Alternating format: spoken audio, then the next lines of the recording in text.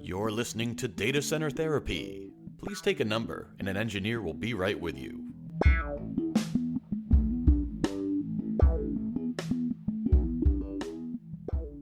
Hey, welcome back, everyone, to yet another episode of Data Center Therapy, a podcast from IVOXY Consulting that talks all things IT with a healthy dose of empathy. I'm your host, Matt Miner. I hardly knew her. Yeti. And I apologize for that. And alongside me is my co-host, Mr. Matt Cozzolino. Where's my hard hat? Each episode, we dive into the wide range of technologies that make up this beautiful sandbox called IT that we all play in. We share our hopes and dreams, opinions both positive and critical alike, all with a touch of empathy, because at the end of the day, we all need a seat on that couch. We are joined by previous IVOXY podcast guest, networking genius extraordinaire, and super big brain, Keith Emmanuel. Keith, how you doing? I am fantastic. You're too kind, Matt. No, well, I'm actually slow pitching that too. I mean, I could go on and on. We really are happy to have your minimalist self on the the call today.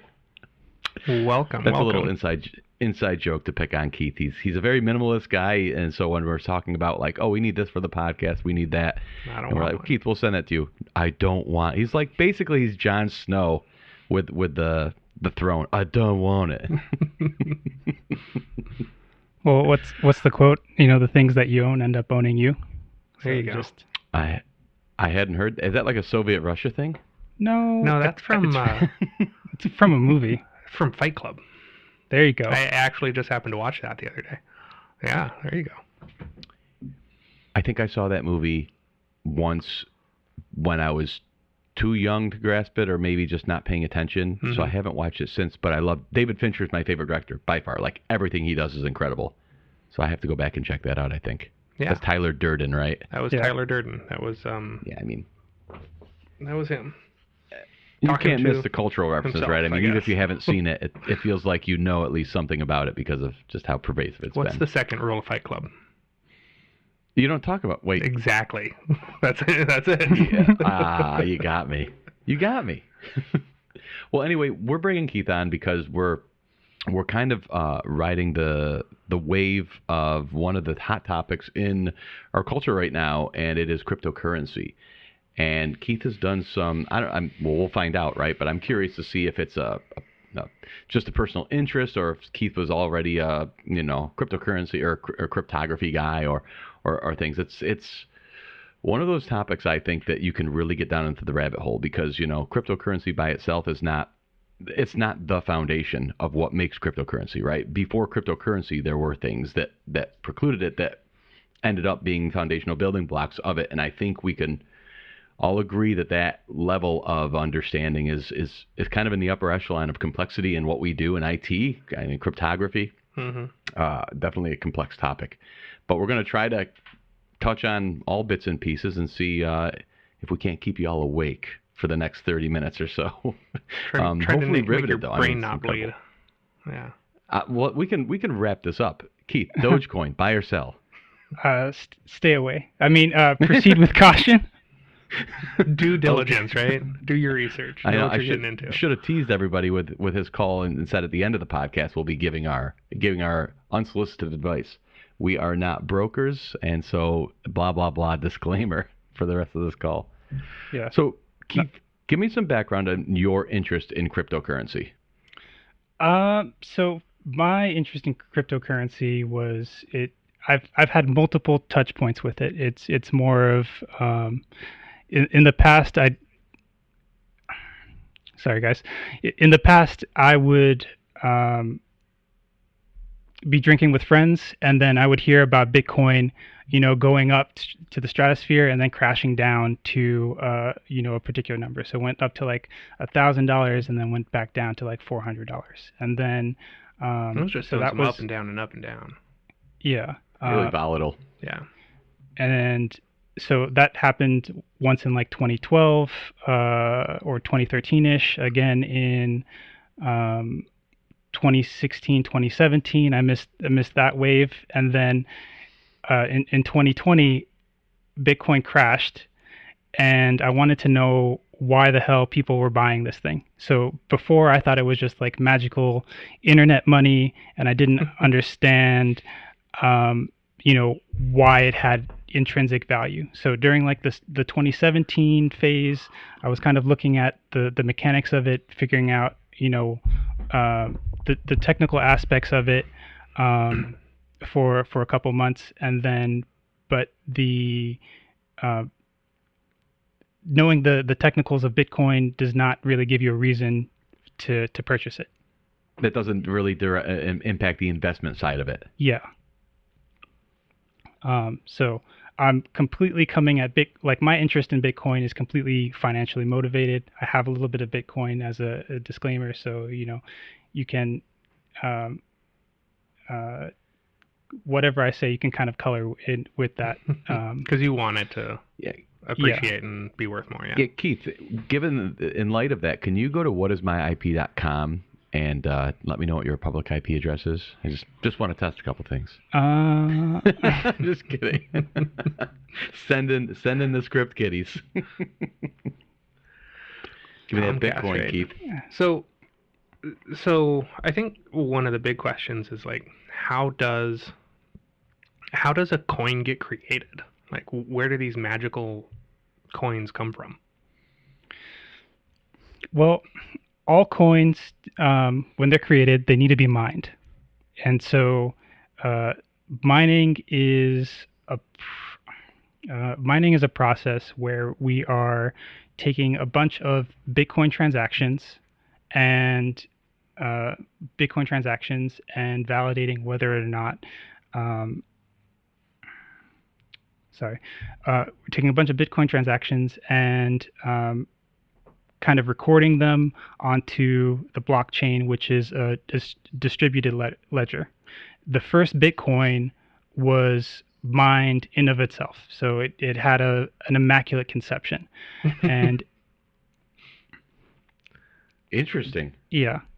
So it's called the Genesis block. So the creator of Bitcoin, Satoshi Nakamoto, when he first ran the software, he seeded it with a particular block, and then on top of that, you can use the Bitcoin generated out of that block to issue to create other additional transactions, or you can just mine a net new block to gain Bitcoin. But every block that gets mined, there's additional Bitcoin that gets created as part of that.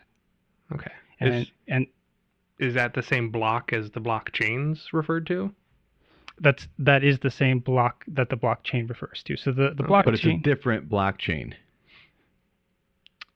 Or is the Bitcoin bank? Let's just say if you would take every dollar bill and have serial numbers on them, right? Of course, and then let's say there's a database of that serial number. Is that in itself for blockchain for Bitcoin a blockchain in itself, or is blockchain just refer to the ledger of transactions referring to those coins? Blockchain is referring to the ledger of transactions that are linked together. So think of it almost like a bookie, where you are.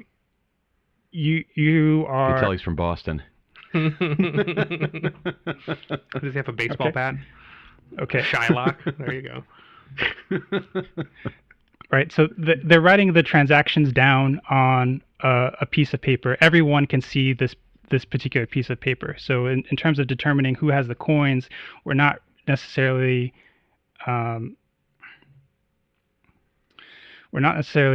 tracking that. We're tracking the bets that have been made. We're tracking the transactions that have been made.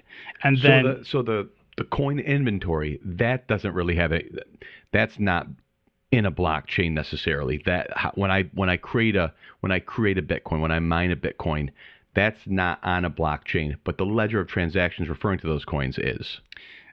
When you mine a Bitcoin, the Bitcoin, the genesis of the Bitcoin is recorded in the blockchain. So like the blockchain is a list of blocks, and blocks are just batched transactions. Okay. That could be sending money. That can be adding a coin. That it's generally sending money, but you can't add coins. The only person who can add a coin is the miner. So let's just kind of go through the process of a miner. What the miner does is it looks at all of the transactions that still have not been processed. Okay, and then it's going to take all of those transactions and up to a particular size, for whatever the maximum size of the block is, which is about 1 megabyte, and order those in a particular way. Now, the first transaction in the block is actually a special transaction called the Coinbase, and that's a prize that the miner gets for successfully validating the block. So it's a block subsidy. In addition to that Coinbase prize is also going to have the fees associated that the individual transactions the service fees, the transaction fees. Yeah. Okay. For processing the transactions. Man. So that when there's like a net new coin, that's just the result. All coins that need to be made have to be mined. So some number of transactions, I give you a coin, you give Matt a coin, Yette gives me a coin, is a number of transactions. Those all go into a block that gets processed. That set of transactions gets processed as a block. And the act of processing and validating all of those is what generates the next coin. And percentages of that get divvied up to all of the parties involved to cover the transaction? No. Percentage. Thought I had it there. No. I'm getting used to hearing that answer, by the way. It's close but different, right? So so when you send a transaction, so let's assume that you've already had Bitcoin. All right, so we each have 1 Bitcoin, and then we send someone else 5 Bitcoin, or like half of a Bitcoin, right? You're buying a cup of coffee. It's expensive ridiculous cup of coffee. You're going to Starbucks, all right? You know what the deal is. Yeah.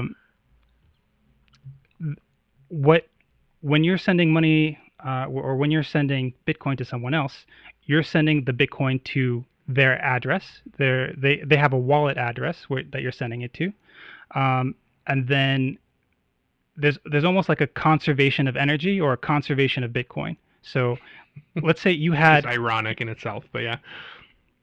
You had 1 Bitcoin in your pocket, right? And so when you spend that 1 Bitcoin, or when you spend half of Bitcoin, you have to consume the entire Bitcoin. And so you spend half of it goes to Starbucks, because that was the price of the coffee, and then you get some change back. And the change is essentially another payment going back to yourself.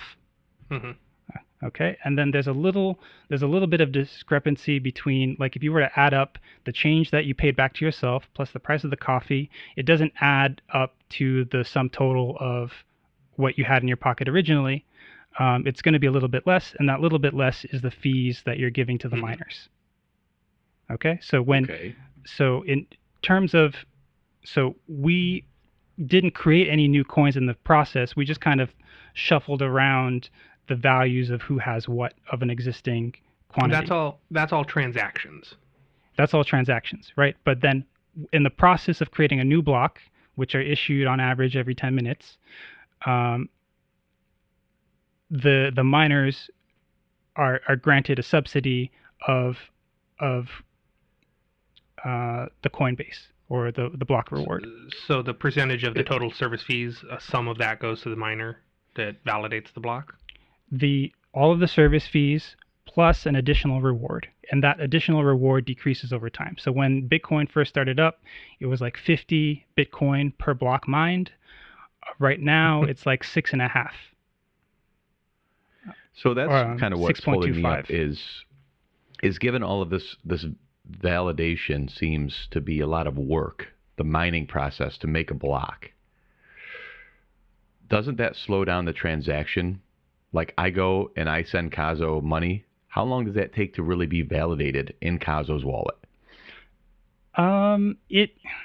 So in Cozzo's wallet, it's going to depend on the wallet software. I would say it could be, again, it's going to be on average 10 minutes or so before it's seen on the blockchain. But that's also going to be a function of how much fees you've paid in terms of executing the transaction, because there could be other people in front of you who also want to get a transaction sent. And so if they're paying higher fees, because they're sending billions of dollars versus you're sending Cozzo a tenner for a pizza, then the fees that you're going to pay, you don't want to pay that much, so you might have lower fees. My QoS is a little lower than. Yeah, but you're electing Mr. Musk's. Yeah, okay. So I guess from a practical standpoint, let's say I had a $20 value Bitcoin wallet, and I send Cozzo $10 for that pizza. Yeah. It would be, on average, 10 minutes before I saw my $10 or so in change back, able to be sent again or spent. It would be. So that would. Not necessarily. So you have to get through all of the other transactions first. So if, let's say, the transaction pool is relatively small, right? Mm-hmm. And so the only transactions that exist right now is just the money that you're sending to Coz, then yes. Right. Okay. But it's going to be at least or around about that 10-minute average number. Okay. Correct. But that's how averages work, huh? Well, you wait 24 hours for my checking account to clear a transaction from Venmo, right? Yeah, compared to like a traditional bank, getting your money in like 10 minutes, or like moving between like one bank and another bank that you own. It's done. It's mine now. It's done. I guess so. Doesn't it? When you think about it, you're right. But when you first hear it, for some reason, I'm like, that seems extraordinarily slow. But I guess really what it does is you can spend and pending, your cash goes pending and now unavailable until it clears. Right. You're right. Yeah. You're right. Because with credit, you put your credit card in. I think about it from that standpoint. You mean I got to sit at the terminal with my chip in for 10 minutes? Well, no. Right. It just. But how's this? I spend Bitcoin, Cozzo. I meet you. I give you $10 in Bitcoin. You give me offer up item. And then I skedaddle. 15 minutes later, you get the, oops, Yeti was sending me some bogus stuff. Is that a thing? It can be, but what I would do is I would wait for the blocks to be confirmed, right? And so if it's a cup of coffee, escrow. $5, I don't really care, right? So that's not right. We'll let bygones be bygones. If I'm selling my car on Craigslist for Bitcoin, we might wait for three block confirmations to see that Gotcha. It's actually on the blockchain, and then that other nodes have built in on top of it. So it's kind of like all of those international villain movies or whatever, where they're sitting at the computer, transfer the money and wire the money, do this. I just got confirmation that the guy over on the table, is it in yet? That kind of thing. Exactly. And then you wait a minute. Can I get you a cup of coffee? Now you're talking my language. Let's wait here at gunpoint for a second to make Pizza, sure a couple Jack more Bauer 24. This is my jam. So it clears, and we talked about the first person that clears or validates the block is the one that gets paid for it. What's this bit that I've been hearing about, the 51%, the 51 percentile of everyone has to agree? 51% attack, right? Yeah. So I researched that way back when, and then I've ignored the the research after determining that this wasn't a threat. So what if my memory serves correct? What's going on here is that in order for you to forge a block transaction, you have to control more than 51% of the nodes, or 51. You have to have a simple majority. Right. Yeah. Simple majority, and then promote a bogus block. All right, so you're not gonna compromise the list of transactions, from way back when, but this is going to be an attack on the most recent. This is my Bond villain getting his money back and not actually paying me, right? Yeah, something like that. Yeah, if he wants to check. Okay. From what I understand, the FBI has used this tactic to compromise Tor. That they've controlled a simple majority of exit nodes, or compromised exit nodes in Tor, and therefore could strip back some of the anonymous protections of Tor traffic. Not to go down that rabbit hole, but I've also heard of the 51% attack in Tor. And not that this is educational, but they tickle it on, believe it or not, Silicon Valley on HBO. Then that was when that was airing. Then they launched their own coin. They got hit with a 51% attack, of course. So the way I've understood it is the first person that validates the coin is, or the chain or the block is the one that gets rewarded for doing that, and then effectively the other 50.999% of people that need to validate it or effectively check my work, right? And everyone says, yep, that looks great, and then we move on to the next one. Correct. Okay. So once a new block has been mined and everyone agrees on it, it's back to work on the next one, because if you spend your time kind of arguing that this is not the right block, or trying to promote your block over someone else's, even though theirs is valid, it's just other people are going to have a head start. So you just kind of just drop. You got to run with it. So can I turn my Mac Pro on my desktop into a miner? You can. It's probably not going to be very efficient. I will spend more on power than I will on the reward. Most likely, I would say at these prices, you'd have to run the numbers. You might be pleasantly surprised. Maybe you break even. Yeah. Break even's all. Oh, so I got a $52,000 power bill. Yeah, I just received my first Bitcoin. Yeah. Which by that time it will be halved in value. Trust me. Right. So the other thing that's kind of relevant, I think, to what we do every day in IT is the process of sending that transaction, how the wallet works, how it's secured. That mechanism is all, correct me if I'm wrong here, but it's all effectively a like public key infrastructure. I've got my wallet with my private key in it, and here's my public key. Go ahead and encrypt whatever with it. Let me be able to decrypt it with my private key inside of my wallet, right? It's still that public key transaction process that I use to encrypt and send these coins. I believe it is, and this is where Keith tells me we're wrong. Probably. No, it is. When you send the transaction, you effectively sign the transaction saying that this is.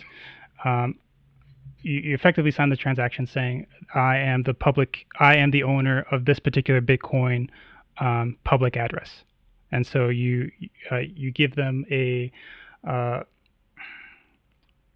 you throw in.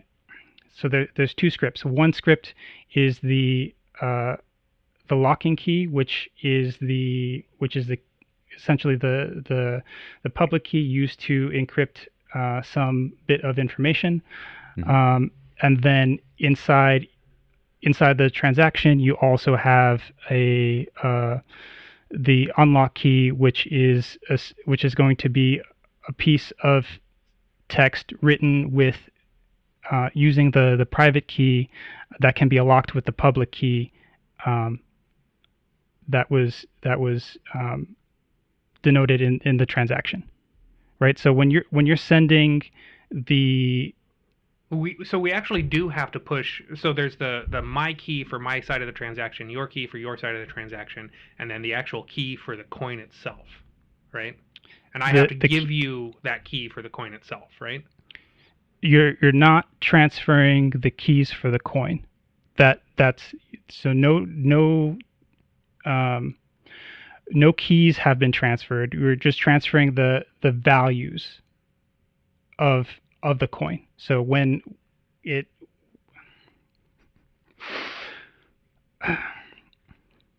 how do I want to say this?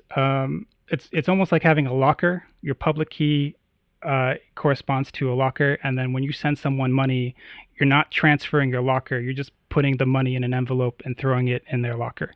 Your private key you're using to unlock the locker and get the value out of that. And so you can take the envelope, take coins out of there, and then stick it in other people's locker. That's the when I first saw it on the public private key transaction, it was let me stick this in a box and lock it with my padlock, and then you come up and lock it with your padlock, and then I go unlock my padlock, and now you can unlock your padlock, right? So yeah, That's the process of shuffling it back and forth. So it's encrypted the entire way. It's locked. It's right. Yeah. And so the transferring is just moving the numbers from one person's locker to another person's locker. Okay. That's exactly what we do with VPN connections and HTTPS and everything. Given the recent inflation news, imagine that. Do you see Bitcoin as a nice hedge against that, Keith, or is it maybe tied to it? I mean, but Bitcoin's only worth something because people say it's worth something, right? It's not backed by anything. Yeah, but like most currencies these days aren't backed by anything. Correct. So yeah. it's by government diktat that use the dollar versus the euro versus anything else. But for the fact that someone will pay me in Bitcoin for my car, or someone will sell me their car for Bitcoin, I think of it as money. In terms of an inflation hedge, there's only 21 million Bitcoin that can be mined. So there's an upper limit to the number of Bitcoin that can exist.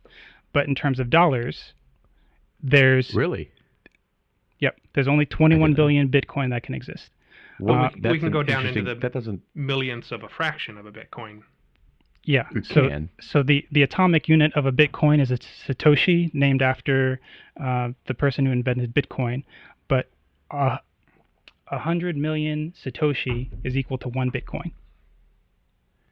So 21 billion, that doesn't align with any integer 21 million. Multiple.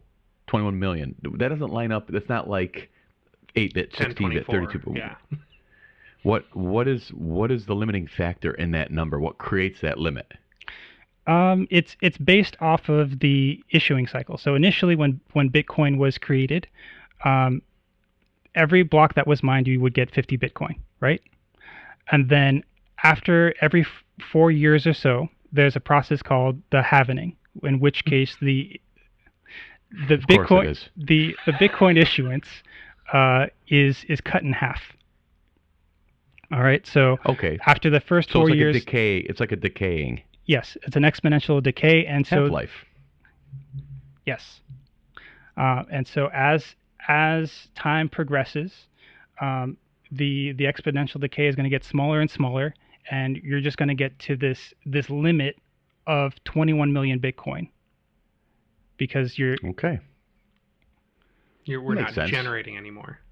But then everyone's still incentivized to mine and validate the blocks because they still get a percentage of the transaction, or they get a transaction reward for doing that out of the existing pool. Correct. Okay. But does that theoretically eventually turn into basically like a dealer at the poker table who takes a rake on every hand will eventually shift all the money from the actual pool of public Bitcoin supply into the miner transaction verifier's hands? Because if you have a finite number and you continually take 1% of that number and put it over here, that number theoretically will continue to shrink until all of it is in the miner's transaction hand. You know what I'm saying? If you're not a miner, you have no means to continue, Well, you have to spend it on something to make it useful, right? You do. So, I mean, you provide goods and services, right? And you get money, or you can get Bitcoin, right? So you can get paid in Bitcoin. You just got to yell at Eric. But then you have all of this Bitcoin, and you have to do something with it to be useful. Yeah, and so I can spend it. No, so, I guess I'm painting a picture in my head where all these transactions go on and everybody's money supply dwindles and they don't have any means to get it back. Meanwhile, I'm processing all these transactions and getting a little shaved piece. It doesn't mean it goes into a vault and never goes back into the main, or doesn't get spent again, right? I guess that's a little bit of a difference from how like the dollar works. The dollar, there is no fixed limit of how many US dollars there can be in circulation, right? That's Correct. Just kind of controlled. Here we have a fixed limit and we go down rather than we don't have a fixed limit and we go up. Interesting. Yeah, but the thing is that in Bitcoin, if you like measured your expenses in Bitcoin, your expenses would go down as if it cost 1 Bitcoin to buy Starbucks 10 years ago, then it was after 4 years it could have been be a quarter of Bitcoin or something. Yeah, and then that's just going to keep going down. But when you compare that to a dollar, that one coin is worth more, and that quarter Bitcoin versus the one Bitcoin after 4 years is ideally worth the same cup of coffee. I guess there you go. My cup of coffee is worth $5 today, and my cup of coffee is worth one Bitcoin today. In 5 years, my cup of coffee is worth $20, and my cup of coffee is worth a quarter Bitcoin. It's still a cup of coffee, right? Yes. Yep. Yeah. Yep. But this is not something we should all rush out, convert our 401ks to a Bitcoin wallet, I'm guessing. I mean, it's up to you. It's up to your risk profile. Like the thing What that would you classify that risk? Would that be a safe bet, Keith, or high risk? Well, it depends on what you're hedging against, right? If you think Bitcoin, like, so what is the raison d'être for Bitcoin? And so the way that I see it is a hedge against governments with poor monetary policy. And so if you think of like Zimbabwe or like Venezuela, which had your experience wheelbarrow full of money. Yeah, wheelbarrow full of money in order to spend things, or if like Argentina that has routinely defaulted on the debt, and then they also have like capital controls. So if you have money in Argentina or U.S. dollars in Argentina, you can't get them out. They're going to say you got to keep your money in here. So if your livelihood is in these places and you are suspicious of the government, it would be more useful for you to have your money into something that's a little bit more neutral, right? There's no real owner in Bitcoin. It's completely decentralized. The miners aren't all owned by one person. The nodes that verify the transactions aren't all owned by a person. And so it's almost like a separate country or a separate economy for people who like to transaction in it at will. And if I could press you a little further, do you see it becoming, and it could be a problem, right, depending on how the world governments, respond. Do you see it becoming more of a tour de force, more of a shaker in terms of the global economy? Or do you see it kind of staying on an island, not irrelevant? I'm not saying it is, obviously not. But do you see this major institutions switching from the U.S. dollar, I guess, is one example of major shakeup? Do you see this continuing in that direction, or do you think it kind of maintains status quo and just kind of remains this somewhat volatile, digital currency that people play like a stock market? So I see a little bit of both. The way that I think of it is that you need to have like a long time horizon. And so this is a bet that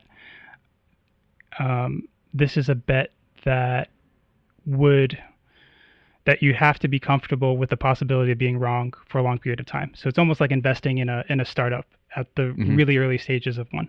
And so you're investing in the ability to interact in a particular economy.